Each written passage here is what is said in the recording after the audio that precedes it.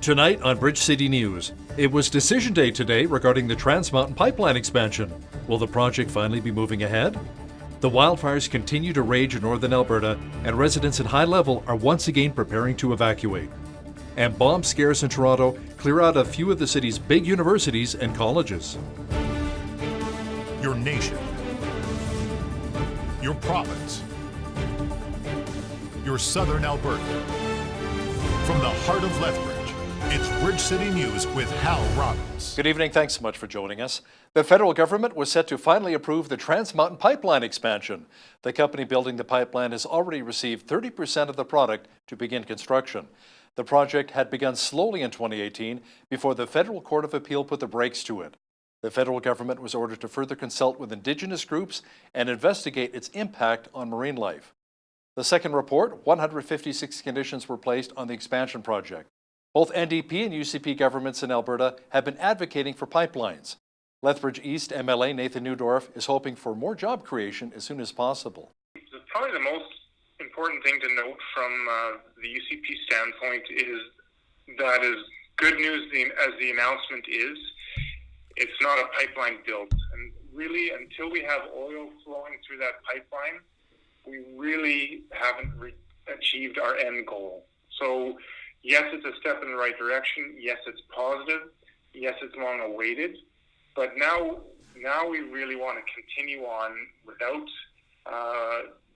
forgetting that the end goal is getting oil to market. The Trans Mountain Corporation says the economic benefits of the expansion would be close to $47 billion over the first 20 years. Residents of High Level are being told once again to be ready to leave due to a wildfire. The town said residents should gather documents, get food and water ready, and fuel their vehicles in case a mandatory evacuation becomes necessary once again. Close to 5,000 people in High Level, an area, were ordered to leave in May due to the Chuckagh Creek fire. They remained out of their community for 2 weeks until they were finally allowed to return home on June 2nd. Calgary City Council has been presented with financial details about how much money was spent and where on a bid for the 2026 Winter Olympic Games before it was scuttled. Councillor Jeremy Farkas says Calgarians deserve to see all of the documentation. He says people are curious to see how much money was spent on the yes side in a plebiscite last November, where over 56% of ballots cast were against the bid. Calgary's plebiscite cost $2.2 million. The province covered about $2 million of it. 3 people have been arrested and police are looking for a 4th following a shooting at the Raptors NBA victory parade yesterday. 2 people were injured in the shooting. The suspect is described as about 5'9" tall with a heavy build and short brown hair. Officials say the 3 who were arrested are facing weapons-related charges. 2 of the 3 guns have now been recovered by police. Toronto police also had to deal with various bomb threats at 4 schools earlier today.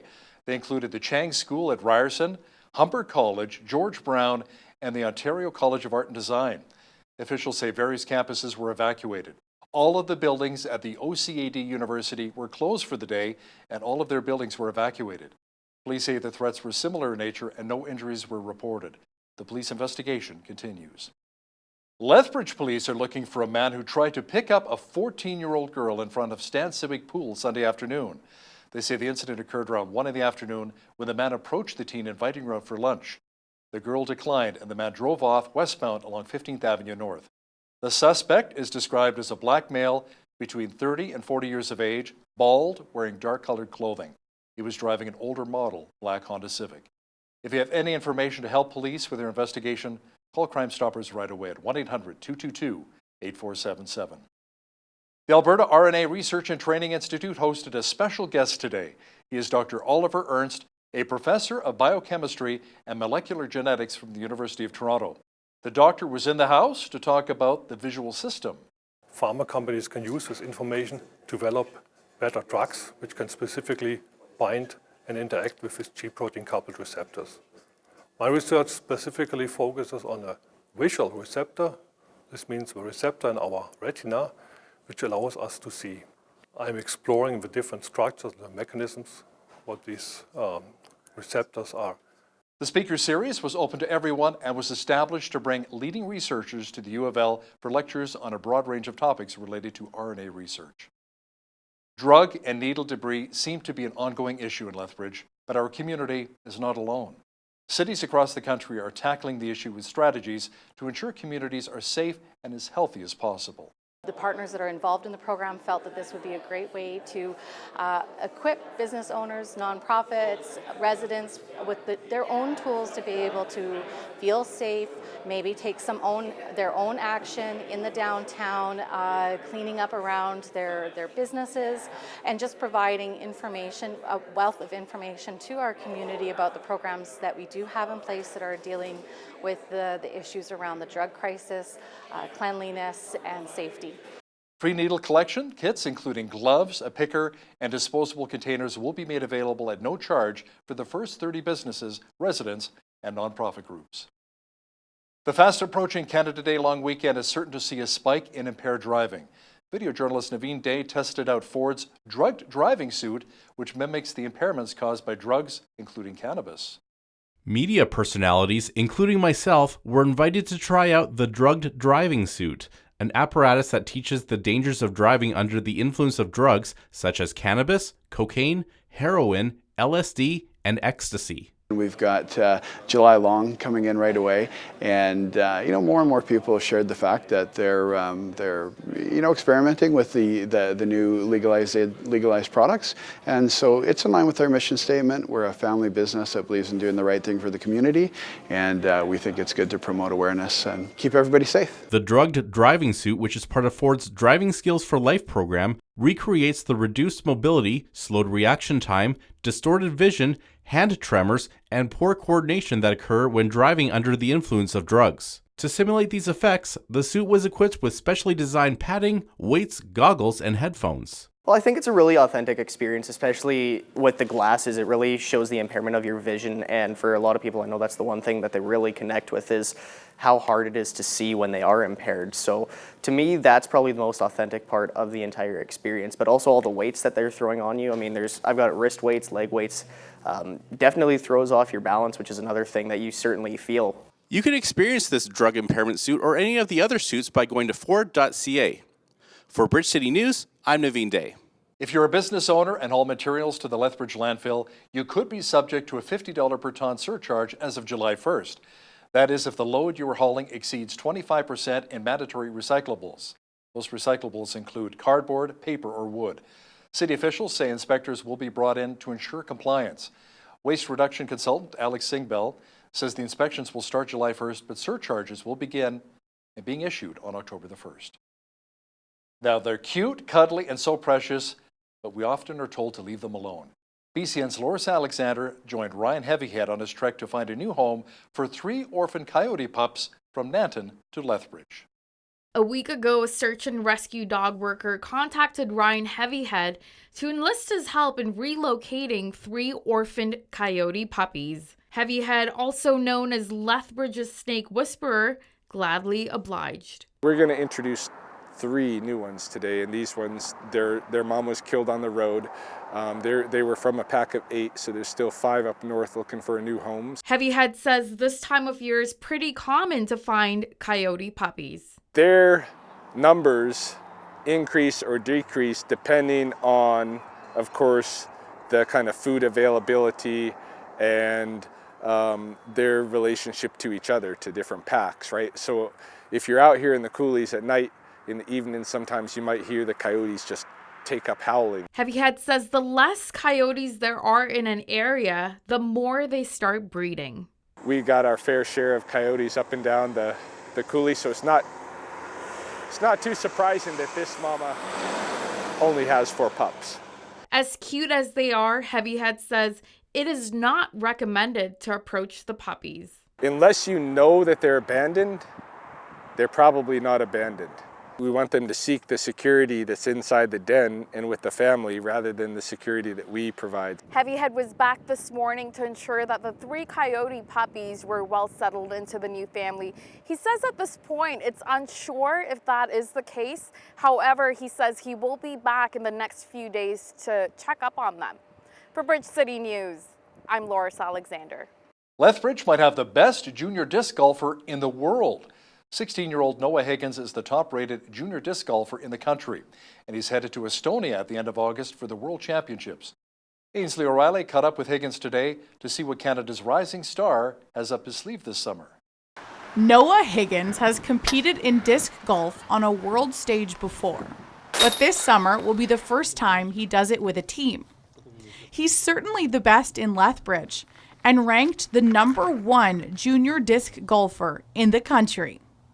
I had to be basically selected, so they go off my rating as a player, and they look at my statistics over a little bit, and then they decide if I'm the highest rated player in Canada, then I'll be selected for the team, and I was. There will be about 17 countries from around the world competing in the biannual World Team Disc Golf Championships, and the 16-year-old is training hard in preparation. I throw every day. I putt every day.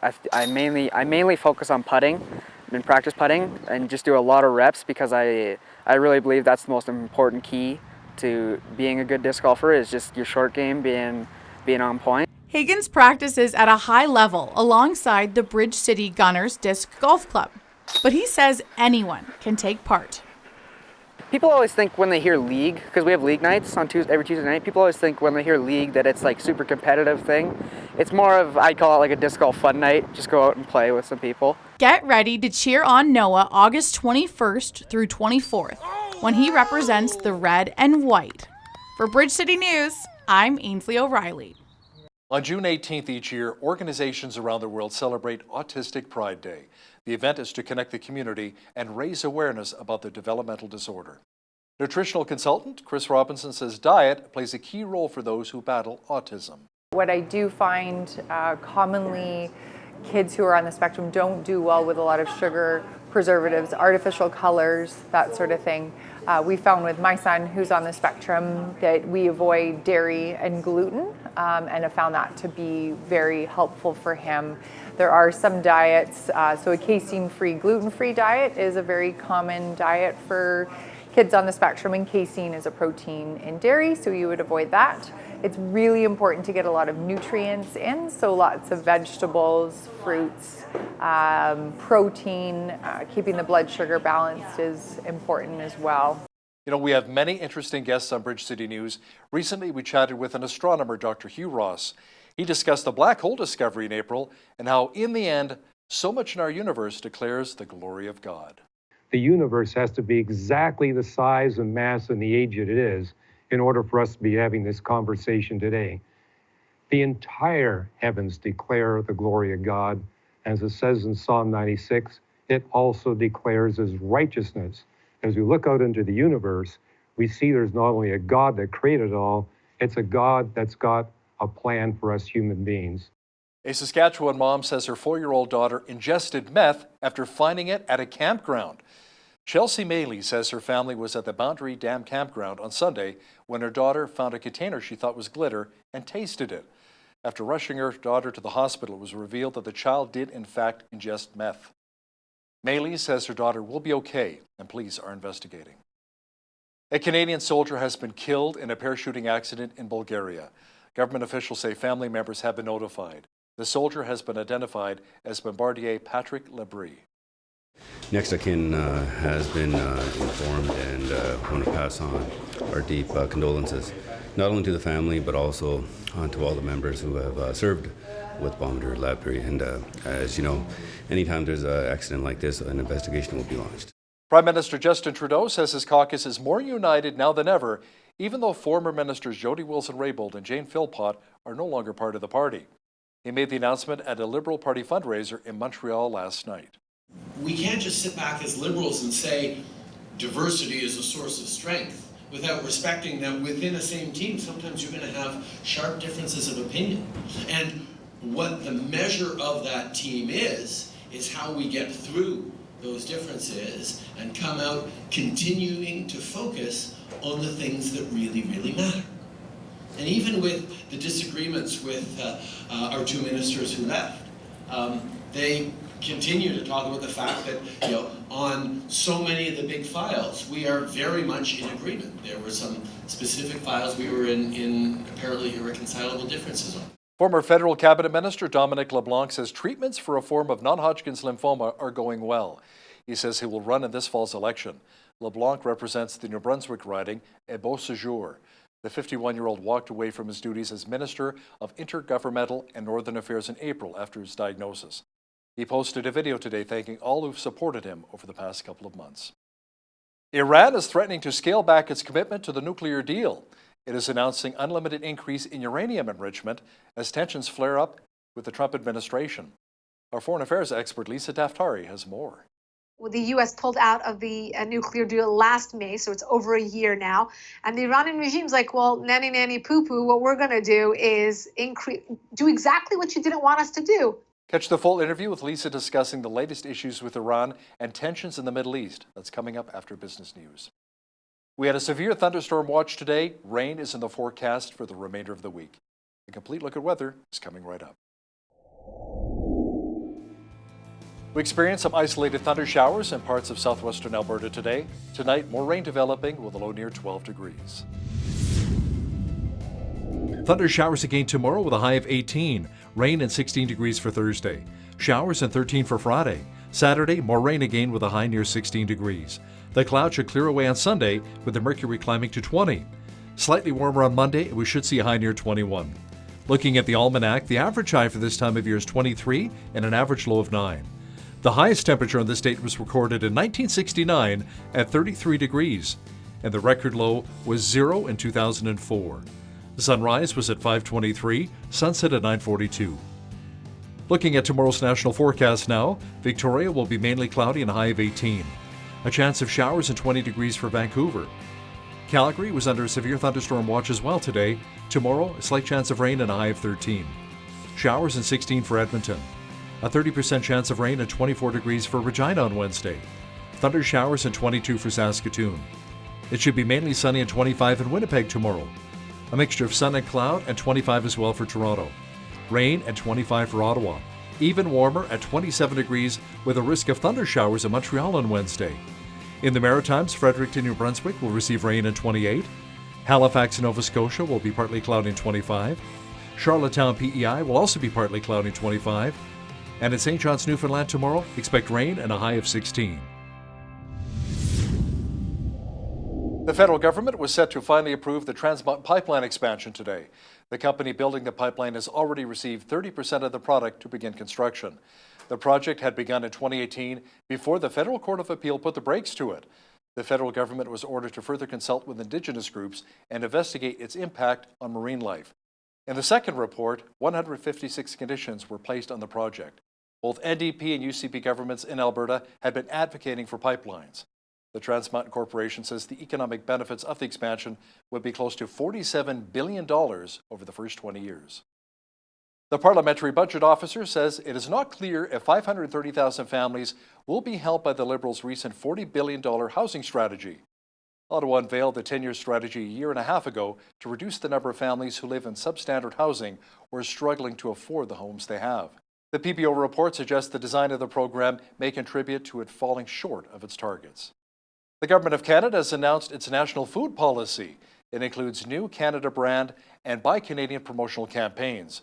It was also supporting community-led projects like greenhouses and community freezers. The Canadian Food Inspection Agency will receive new funds to crack down on food fraud, which it says is mislabeling and misrepresentation of food products. The agency says the crackdown will protect consumers from deception and companies from unfair competition. A consumer group has come out with its annual list of the 10 most dangerous summertime toys. The list from World Toys Causing Harm includes baby pools, high-powered water guns, inflatable pool rings, trampolines, and all-terrain vehicles. The Boston-based group says July and August account for more preventable accidental deaths than any other 2-month period of the year. Now, here's a look at today's markets.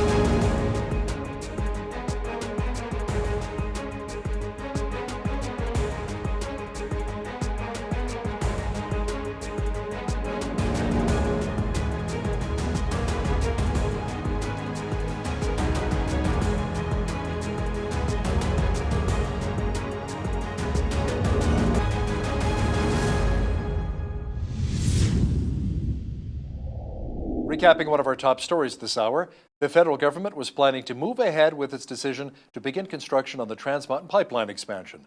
The company building the project, now a Crown-owned entity, has already received around 30% of the pipeline needed to build the multi-billion-dollar expansion. The Trans Mountain Corporation says the economic benefits of the expansion would be close to $47 billion over the first 20 years. The United States is considering a potential military strike against Iran. Foreign Affairs expert Lisa Daftari will explain why next. But first, here's a look at what's happening in and around your community. Here's your Bridge City News community calendar. Come out to the Lethbridge Handmade Market on Saturday, June 22nd at Exhibition Park's main pavilion from 9 a.m. to 4 p.m. Discover unique finds made by the hands of local artisans. Also, enjoy live music, Kids Create Station, community painting, food trucks, and more. For details, visit lethbridgehandmademarket.ca.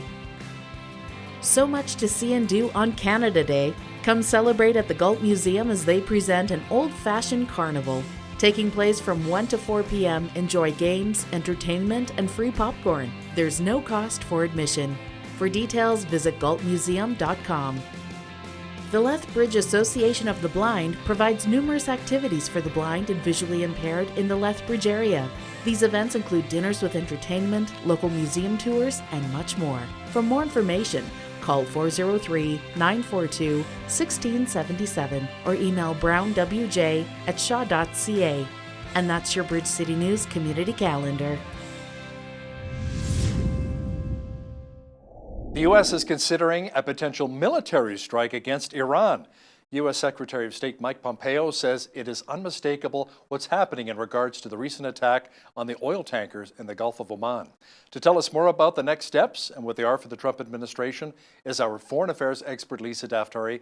Lisa, the U.S. is doubling down as more nations are pointing fingers at Iran for the recent oil tanker attacks.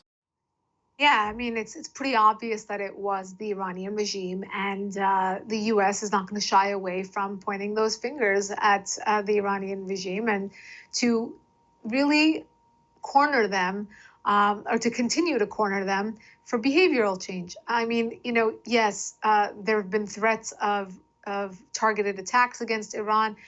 Mike Pompeo is leaving all options on the table, as any U.S. leader should.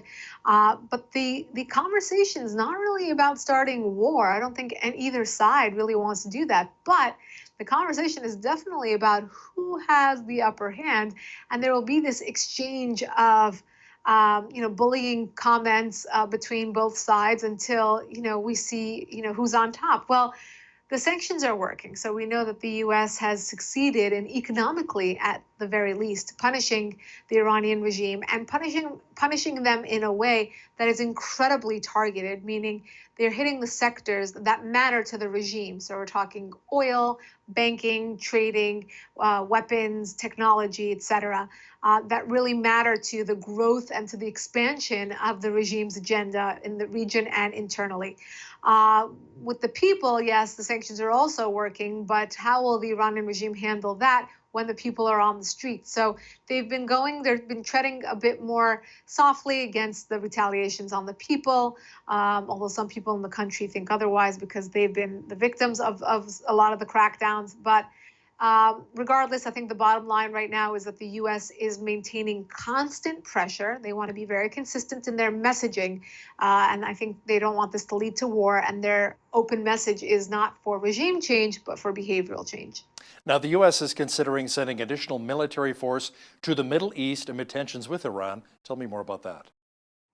Yeah, it looks like we do need it, though, because although there is no heightened, or I shouldn't say heightened, but there's no actual war or, heated conflict between the two sides, there's definitely these little one-offs that we kind of excuse here and there, meaning there are reports that, for example, the Iranian regime tried to strike down a U.S. drone right before they hit those oil tankers in the Sea of Oman. What was that all about, right? What do these provocations really mean, and why is the Iranian regime really trying to stir things up in the region? So perhaps having a presence there is that, carrot stick kind of diplomacy where you have to show up, you have to have a strong message, and you have to follow up on that message. I think that what the U.S. has done in recent years is, even when there was a strong message, it wasn't followed up. It wasn't, there was no reinforcement of that message. So here you have Donald Trump, very strong foreign policy, very strong words, but he wants those strong actions to follow up those strong words. Now, still with Iran, the Muslim nation is threatening to scale back its commitment to the nuclear deal. Lisa, it's announcing unlimited increase in uranium enrichment as tensions flare with the Trump administration. Yeah, this is amazing, right? So the U.S. pulled out of the nuclear deal last May, so it's over a year now. And the Iranian regime's like, well, nanny, nanny, poo-poo, what we're going to do is do exactly what you didn't want us to do, right? So it's mind-boggling because here in the U.S., we're gearing up for a presidential election in 2020, and you have almost all the Democrat candidates on one side, and we have so many of them, you can hardly keep track. They're saying that they will get right back into the Iran deal. And, the question, or the elephant in the room that no one is asking these candidates is, what was so great about the Iran deal? What did we gain from the Iran deal? Was it effective in curbing the Iranian regime's behavior in any way? Did we get them any further from the goalposts that they have? We already know that they're at the 1 yard line. Did they get any further in pushing their agenda through? As it even was, the Iran nuclear deal put them at this sunrise clause, which allowed them to stay at that 1 yard line until they could push themselves through. And a decade, as we know, goes by so incredibly fast. We're in a very interesting place where the Iranian regime is showing the world where they stand, what their behavior is, and these threats are not helping their case to have normalized relations with the U.S. anytime soon, at least under this president. And solid football reference there. I love that. Lisa, Israel is attending a U.S.-hosted Middle East economic conference. It'll focus on the Palestinian economy as part of Trump's Middle East peace plan. Yes, so this economic conference of sorts is being hosted in Bahrain. It's a kickoff to the Middle East peace plan that has been the architect of that plan being the president's son-in-law, Jared Kushner, among others, who have really drawn up a very thoughtful, nuanced Middle East peace plan to finally, hopefully, optimistically, reduce tensions between the Palestinians and the Israelis, to have some sort of comprehensive peace plan that will hopefully be enthusiastic to both sides. And this economic conference is supposed to look at the future of the Middle East in a holistic way. Now, we already know that the Palestinians have refused to go. They're very angry at the Arab nations that are participating, but we do not know that the Israelis will be in attendance. The U.S. obviously will be in attendance. We are very, very happy that the Bahrainis have decided to partner up with the U.S. in hosting this conference. And I actually will be traveling to D.C. next week to hear more about the peace plan, to work with a very small group of communications leaders that work with the president and Jared Kushner on the Middle East peace plan, to roll this out and to hear more about it. Again, it's not very encouraging when we know the Palestinians have already said that they're not interested. They don't even know what's in the deal, and they're not interested. So we'll see. I mean, if this is more of the same, I think it doesn't really behoove the Palestinians to knock this one away. But, as we know, the victimhood and this ability to just play out the clock has been with the Palestinian leadership. I think the Palestinian people definitely deserve more, but their leadership, meaning Hamas and others, have definitely done a disservice to the people of the Palestinian regions, and we shall see what happens this week. Lisa, you really have to feel for the people of Argentina. A major blackout left millions of people without power. Argentina is not ruling out a cyber attack in its major power outage. Yes, well, this is a power outage affecting almost 50 million people. I mean, think about how expansive that is, and countries like Uruguay, Chile, Brazil, Argentina, as you mentioned, all being affected. I mean, the people of that region have said that they were literally in elevators, on escalators, in the middle of what they were doing, and everything just went black. It's a lot of people affected, a lot of life affected. mundane things that they can no longer do. The pictures coming out are horrific. And as you said, that region of the world is already, trying to absorb immigrants coming in from Venezuela. There's a lot of weakness in Latin America to build up. And this is obviously something that is a setback. Now, Argentina has said that we will not rule out a cyber attack on our grid system. This is something that the U.S. we talk about all the time. I know Canada is also affected in the Western grid that we talk about, and how easy, for lack of a better word, it would be for enemies to hit this grid and cause a complete blackout. And we're talking about hospital monitors and defibrillators and really stop life. And that's, aside from what happens in Wall Street and electric cars and things like that would be quite dangerous and a big hit to our economy.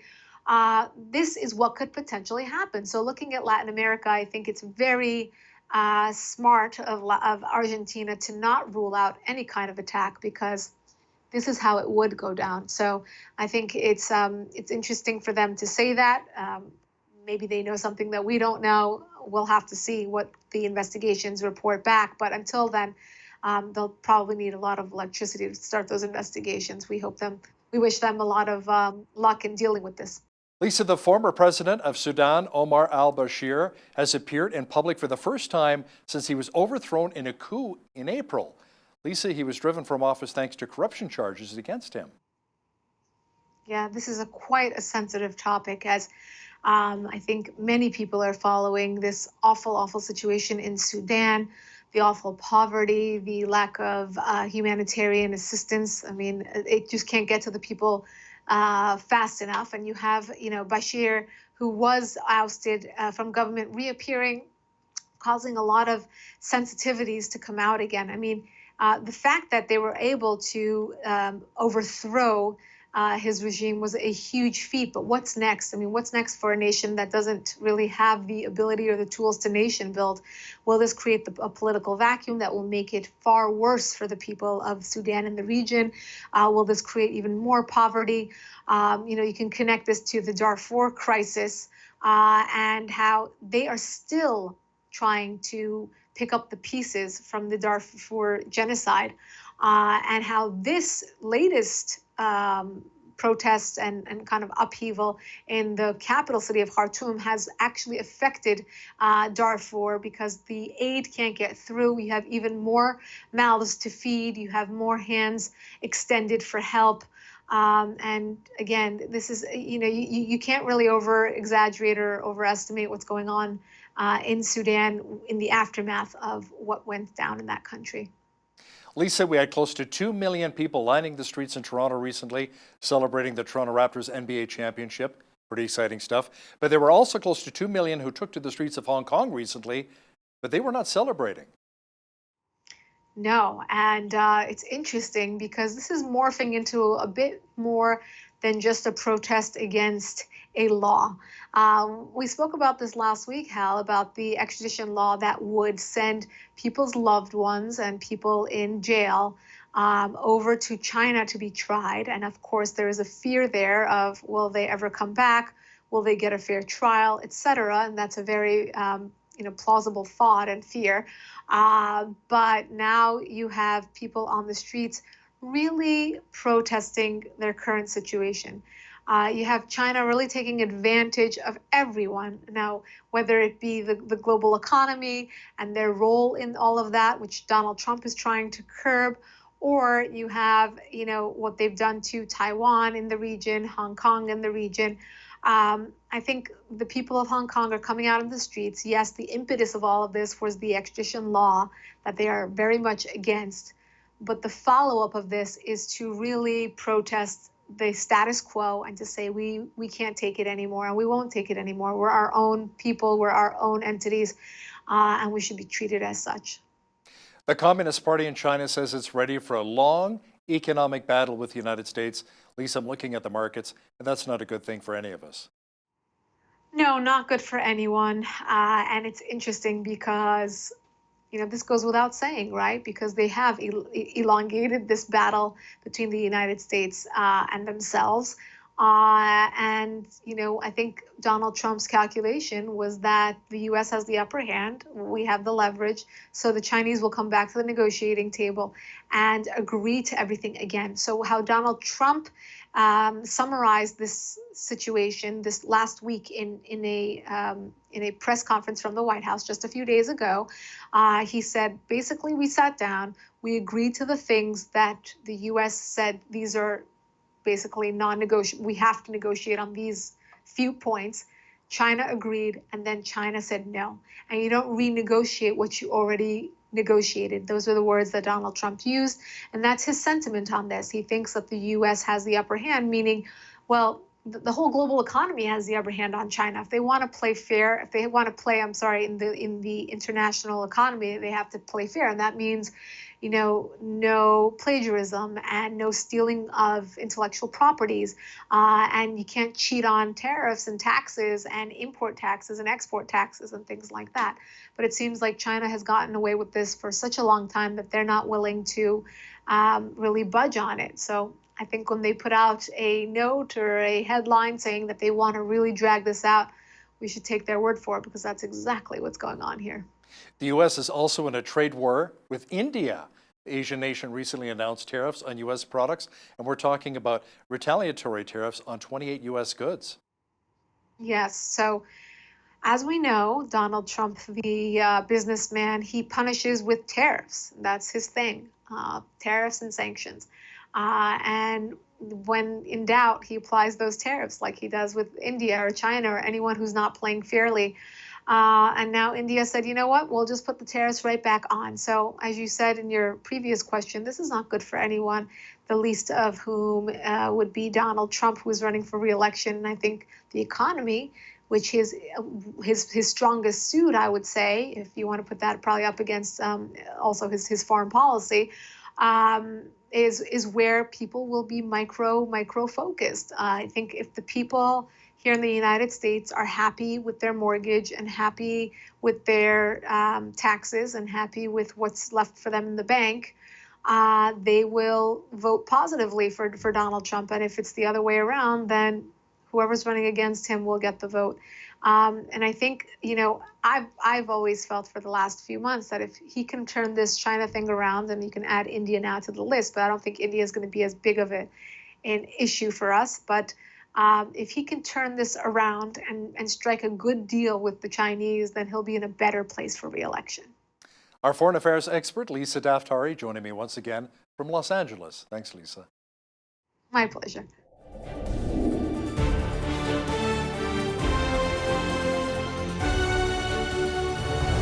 Science have recently managed to find a way to get a picture of a black hole. I was always fascinated by black holes when I was a kid, wrote a book report about them back in grade 9. But there was always a mystery about them, wasn't there? What exactly is a black hole, and why are they so significant? To talk about this and other subjects is today's guest, Dr. Hugh Ross, an astronomer and founder of Reasons to Believe, and he joins us now via Skype from Los Angeles. Dr. Ross, welcome back to Bridge City News. Oh, my pleasure. Thank you. Now, first of all, Doctor, can you really share with our viewers what exactly a black hole is? Well, a black hole is a massive body that's collapsing under its own gravity. And it's so dense that it just continues collapsing. In fact, the gravity is so strong that anything that gets close enough to it gets sucked into it, even light itself. Hence, black. So is it true that if you're able to live inside of a black hole and you shine a flashlight outside, that the light will not escape, nor will the sound escape if you yelled? That's right. Although there is one idea of a black hole shrinks to a small enough size where it shrinks down to the size of atomic nucleus. The stuff that's trapped inside could quantum tunnel out, but it takes 10 to the 66 years minimum. So we've not seen anything like that happen in the universe. The universe is way too young for that phenomena to have occurred. Now let's talk a bit about your organization, Reasons to Believe. What is it all about?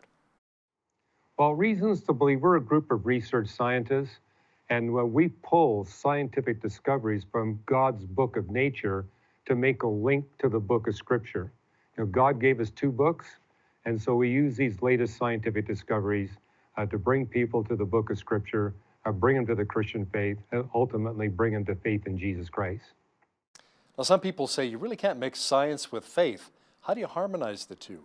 Let me ask you Well, that. science have brought me to faith. I mean, I was raised in British Columbia, didn't have Christian parents or Christian friends, but it was through my studies in astronomy, I became persuaded that there had to be a beginning to the universe. And so I began to search for that beginner and found of all the world's holy books, only the Bible got all the cosmology correct. In fact, it predicted future astronomical discoveries, thousands of years ahead of its time. And that's what motivated me to sign my name in the back of a Gideon Bible, giving my life to Jesus Christ. And again, it's two books. God's responsible for the book of nature. He's responsible for the book of scripture. They're both communicating the same message. Now let's get back to black holes for just a moment here. Should we be concerned about black holes? Do they pose any threats to Earth? They would pose a threat if they were close. And this image that just got processed by the Event Horizon team, they were imaging a black hole that's 50 million light years away. And even though it's pouring a very deadly radiation, we're far enough away that it doesn't pose a risk to us. But it's one of the fine-tuning arguments. We happen to be in a galaxy that's nowhere near to any other galaxy that's got a supergiant black hole that could pose a risk for us. The Andromeda galaxy has a supermassive black hole that's 25 to 100 times bigger than our black hole. But we're far enough away, 2.5 million light years, that it doesn't pose a risk. And so, yes, black holes are a danger. In fact, black holes explain why, for most of the universe, life is simply not possible. But we happen to be living in that just right galaxy. Any potential of a sun maybe imploding, maybe not our sun, but maybe another star imploding, and then within our own solar system and our galaxy, potentially becoming a black hole down the road? Our galaxy has got several stellar mass type black holes. And what I mean is a black hole is coming in at, say, 5 to 10 times the mass of our star, the sun. So we have quite a few of those in our Milky Way galaxy. What we see the Event Horizon team focusing on are what are called supermassive black holes that weigh millions to billions of times the mass of our star, the sun. And these exist at the center of galaxies. Our own Milky Way galaxy is a supermassive black hole. Matter of fact, the team, that will probably be the next image they release, will be of the black hole at the center of our galaxy. Now, what's fortunate for the two of us is that the black hole at the center of our Milky Way galaxy only weighs 4 million times the mass of our star, the sun. And we happen to be 26,000 light years away. And so because it's a small supermassive black hole, and because we're that far away, it poses no risk to life here on planet Earth. But yeah, we were orbiting any closer to the center of our galaxy, we'd be in big trouble. So how were scientists able to actually capture a picture of that black hole 50 million light years away? How was that done? Well, the Event Horizon is really tiny. We're talking something that's a few times the size of our solar system, 50 million light years away. So the only way you can image these black holes is with extremely high resolution telescopes.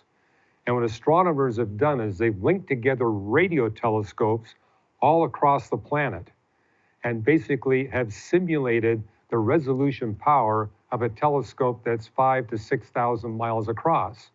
And that's the only instrument we have today that's got the resolving power to actually see that really tiny dark spot in the midst of that bright sphere, you see, because outside the event horizon, you've got matter being converted into energy with about 10% efficiency. That explains why it's so incredibly bright outside the event horizon. And we've seen that bright stuff before, but we've not been able to see that little black spot defined by the event horizon.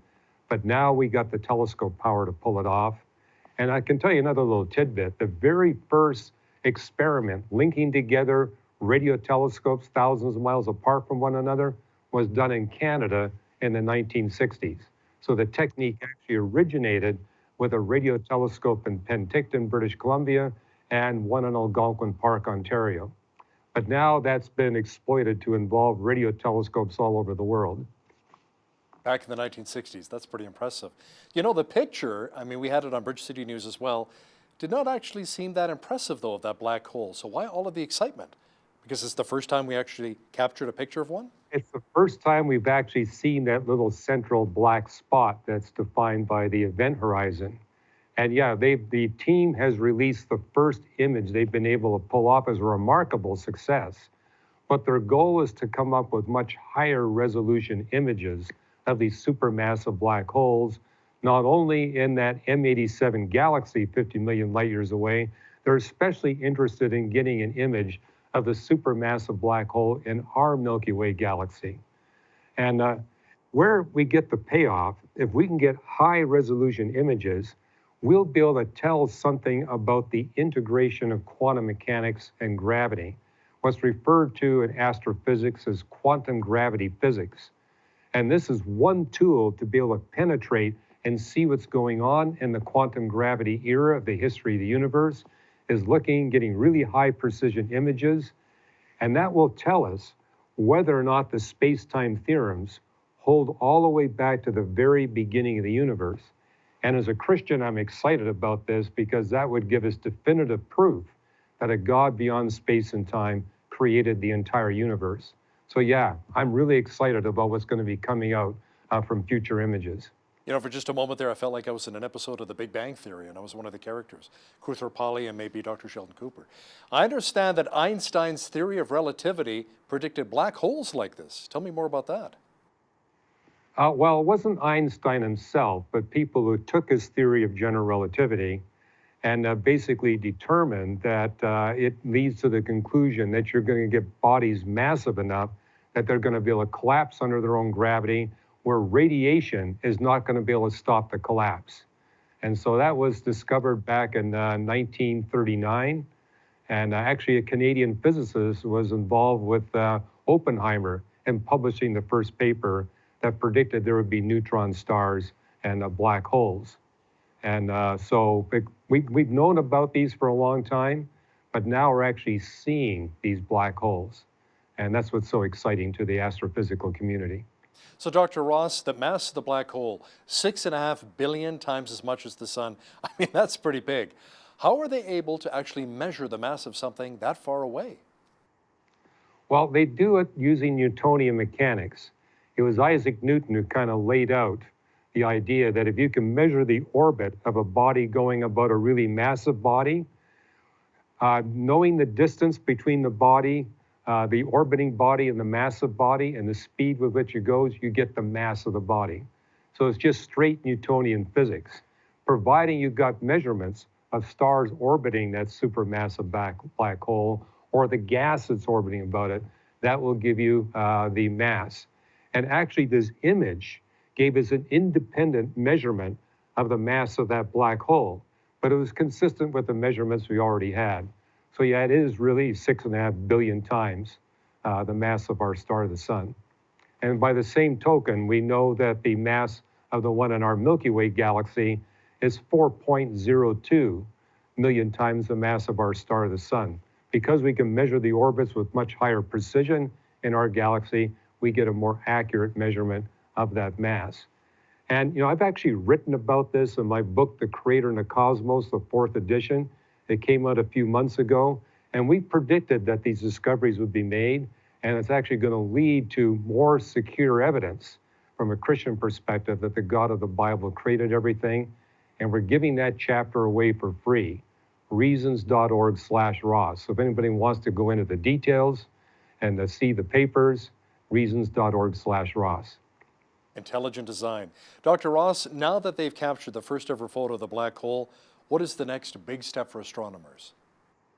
The next big step is to get many more images, not just of this black hole, but of other black holes in the centers of galaxies.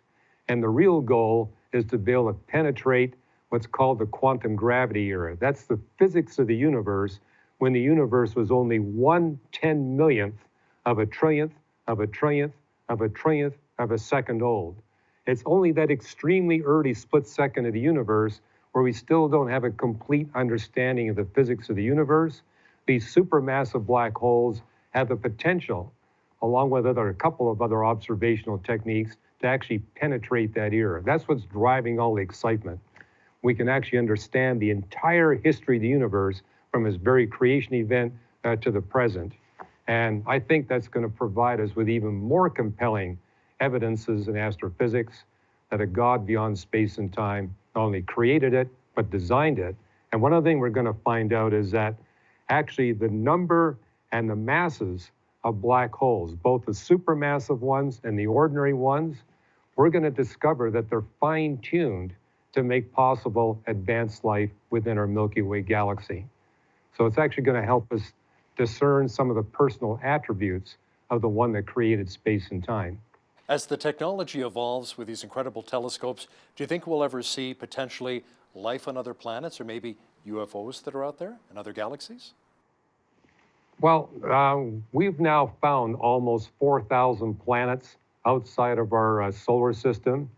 And when they were first discovering these in the 1990s, astronomers were predicting these planets would be just like the planets in our solar system.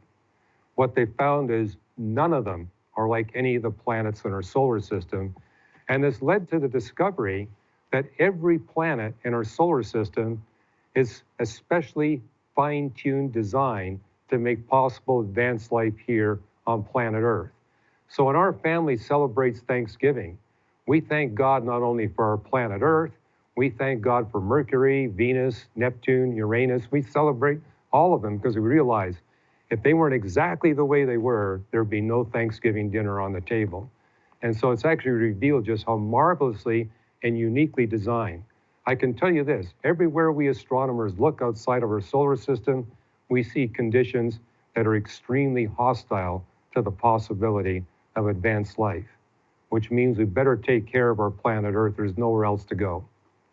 You know, sometimes that blows my mind as well when reading God's Word. And I mean, we have billions upon billions of planets out there, but only one, as far as we know, has life. And God made that right here on Earth. So in the end, how does this continue to remind us that the heavens declare the glory of God? Well, you made that comment about the billions. There's actually 50 billion trillion stars and about that many planets as well in the universe. What we now know make the universe slightly bigger than what we see, no possibility for life.